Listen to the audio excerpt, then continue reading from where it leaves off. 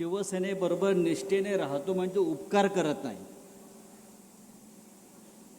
हिंदुहृदय सम्राट बाळासाहेब ठाकरेंनी आम्हाला एवढं दिलेलं आहे या महाराष्ट्राला, आम्हाला सगळ्यांना. आणि माझ्यासारखे लाखो निष्ठावंत शिवसैनिक आहेत. म्हणून ही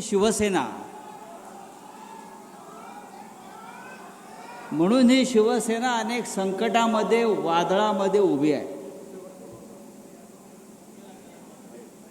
आणि एक सांगतो, कृषी उत्पन्न बाजार समितीमध्ये ही सभा सुरू आहे. इथे शेतकऱ्यांचा माल येतो, विकला जातो, त्याला काय फार भाव मिळत नाही. पण 15 दिवसापूर्वी इथे एक माल आला आणि 50 कोटीला विकला गेला. तुमचा खासदार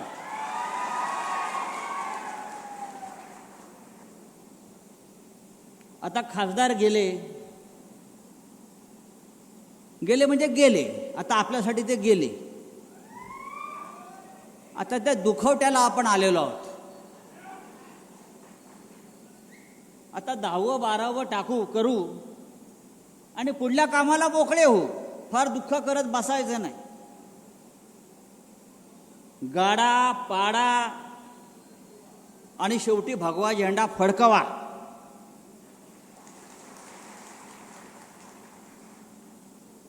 $50 कोटी भाव झाला त्याचा. 50 कोटी.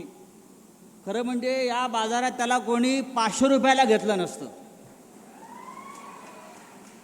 तो शिवसेनेमध्ये आला, त्याला माननीय उद्धव साहेबांनी खासदार केला, त्याच्या खांद्यावर भगवी शाल टाकली आणि म्हणून त्याची किंमत 50 कोटी झाली. उद्याच्या निवडणुकीत 5 रुपये पण त्याची किंमत राहणार नाही. अशा पद्धतीनं ही निवडणूक होणार आहे. मला आश्चर्य वाटतं, उद्धव साहेब विकास निधीसाठी गेले. विकास निधी, मला माझ्या मतदारसंघाचा विकास करायचा आहे. अरे कसला विकास करणार तुम्ही? 12 वर्षामध्ये नरेंद्र मोदी या देशाचा विकास करू शकला नाही. त्या नरेंद्र मोदींच्या वाराणसीमध्ये जाऊन बघा. रस्ते नाहीत, पाणी नाहीत, पूल नाहीत. ज्या मोदीचे बूट चाटायला आपण गेला, तो देशाचा विकास करू शकला नाही. तुम्ही काय विकास करणार आहात? आणि कोणाकडे गेले? तर ज्याने राम मंदिराची लूट केली, राम मंदिराच्या दानपेटीतले 2000 कोटी रुपये ज्या मोदीच्या लोकांनी चोरले, त्या मोदींचे बूट चाटायला हे गेले.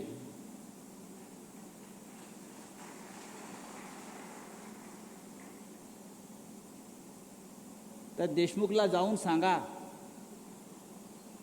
ही शिवसेना आहे आणि शिवसेना कधी संपत नसते. ठाकरे कधी संपत नसतात. ते पुन्हा पुन्हा राखेतून उभे राहतात आणि या महाराष्ट्रावरती आपली पकड मजबूत ठेवतात.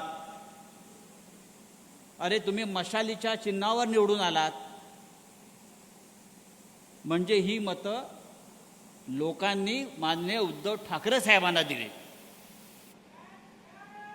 तुम्हाला गद्दारी करायची आहे तर राजीनामा द्या, पुन्हा निवडणुकीला उभे राहा आणि मग तुम्हाला कळेल या यवतमाळ वाशिमची जनता गद्दारांबरोबर आहे की निष्ठावंतांबरोबर आहे.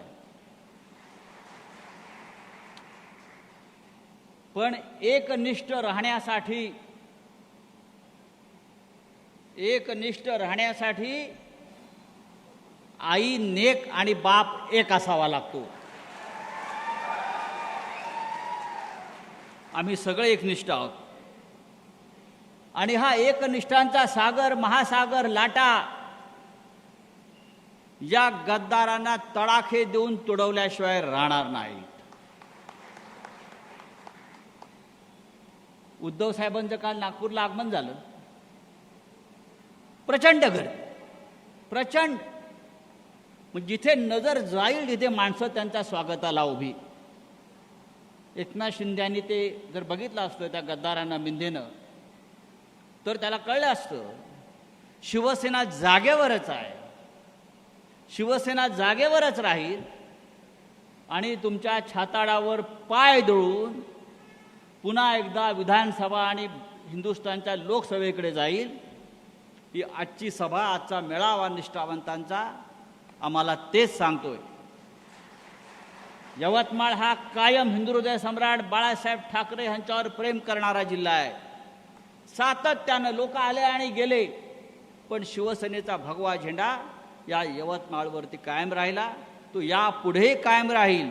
आपण सगळे माननीय बाळासाहेब ठाकरेंचे शिवसैनिक यापुढे माननीय उद्धवजी ठाकरे साहेब आणि आदित्य ठाकरे साहेब यांच्या मागे ठामपणे उभे राहू आणि या यवतमाळच्या मातीमध्ये पुन्हा गद्दारीची कीड लागणार नाही अशा प्रकारची लोक निवडून देऊ. जय हिंद, जय महाराष्ट्र.